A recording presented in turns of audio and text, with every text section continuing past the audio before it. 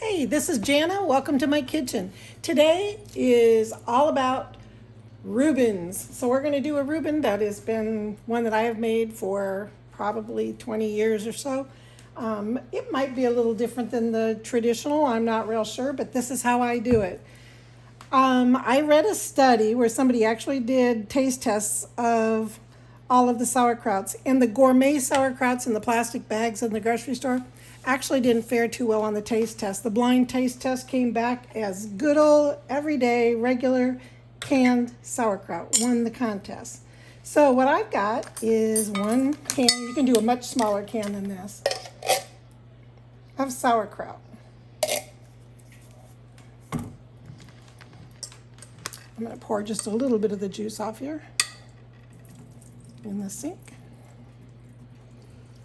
I remember when I was growing up, I used to watch a chef on a cooking channel, and she would just used to scoop whatever was on the counter right onto the floor, and I was always so amazed. I'm like, who has to clean all that up? But I do have a sink right here.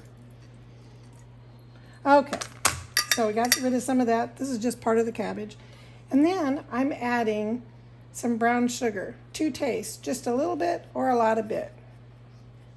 Okay, just kind of takes that real bright tartness off of the sauerkraut, but it still tastes like sauerkraut.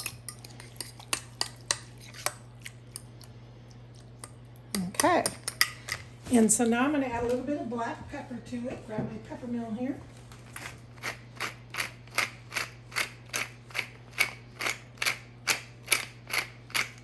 There we go. And there's all different kinds. Just use your favorite. They even come in real small cans. But this week I was going to make myself for lunch one day a Polish sausage. I'll use the rest of that on here. You'll see when you're chopping up cabbage, even out of the can, that there's little bits of the stem and stuff that might get in there like this, and I don't want it in my sandwich. So just kind of peek through it and see if there's any harder pieces of the cabbage, and there's not now. Okay.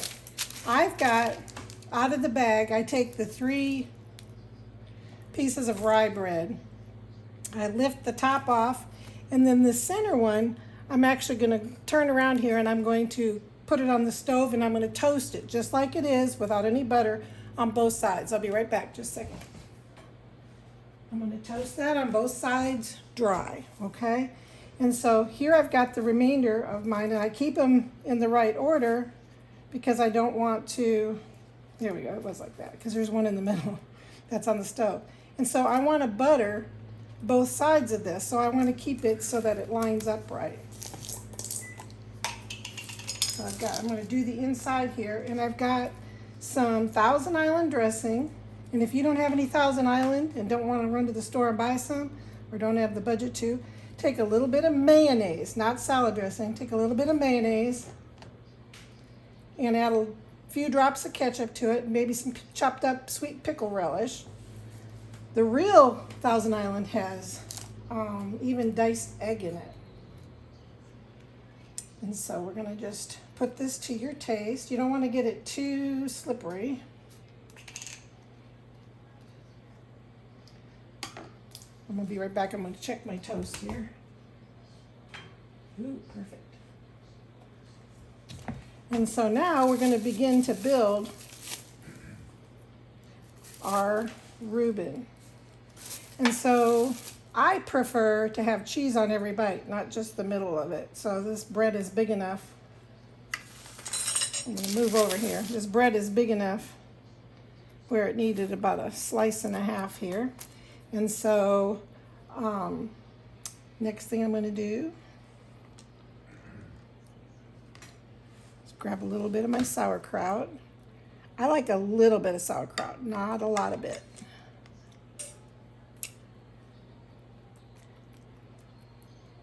Check my toast here. Just another second. And note, I'm squeezing a little bit more of the wetness out of this on the side here. There we go. That's about perfect for me, I think. Okay, now just a minute. I'll be right back with my other piece of toast here. So I've just got it dry toasted on both sides. Now I'm going to switch over. We're going to turn the camera and everything around. I'll be right back and I'm going to show you the next step. Okay, I've got everything turned around here. And so I'm going to take my corned beef. I have a yummy corned beef. I like the Forest Head, but there's all kinds of them out there. Whatever your favorite is. There we go. And I am going to heat my corned beef up because I like a hot corned beef sandwich. If you don't mind if it's a little lukewarm in the middle, then you don't have to do this step. Doesn't take very long. It basically steams itself. Okay, we're going to be right back. I'm going to go finish my sandwich.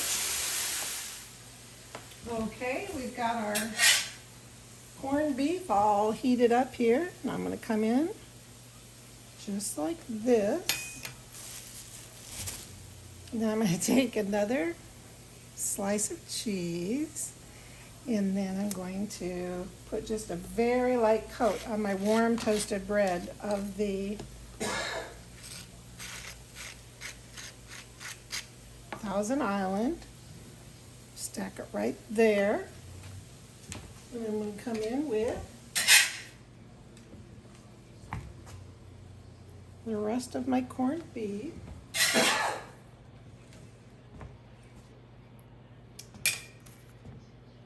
That's gonna, oops, I meant to put it under here, sorry.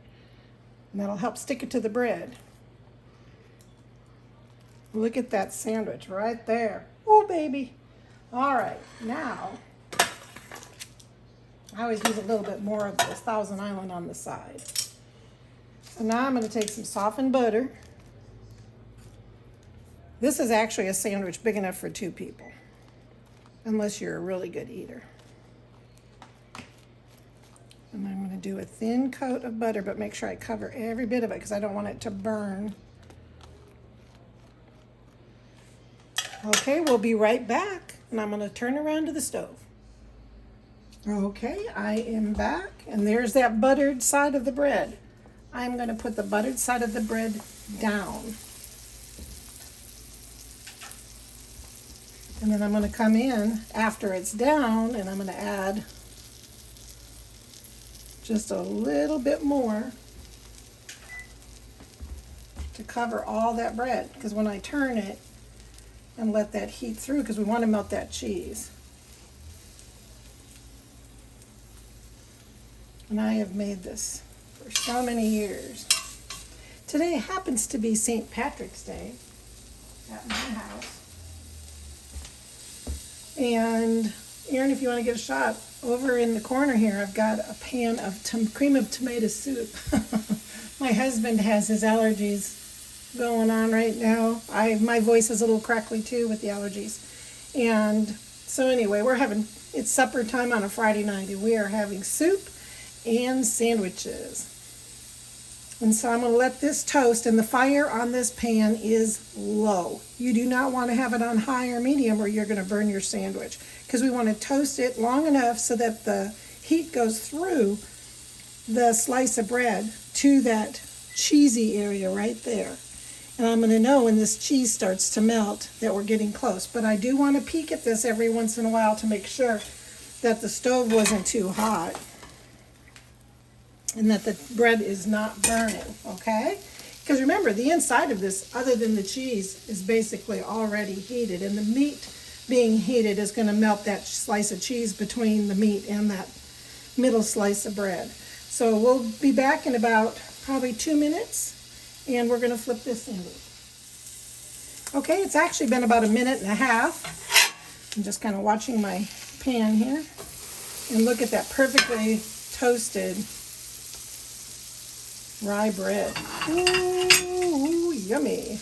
And so I'm going to let this cook for about another 1.5 minutes, whatever it takes to get this right. And look at that little bit of crispiness on that corned beef. I don't know about you, but this looks like a perfect Reuben to me.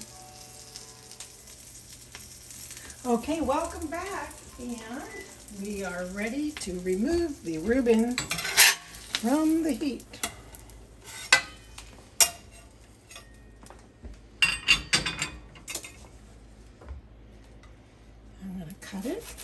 You can also do this part on a cutting board, but I don't have guests tonight, so I'm going to do it right on the dinner plate.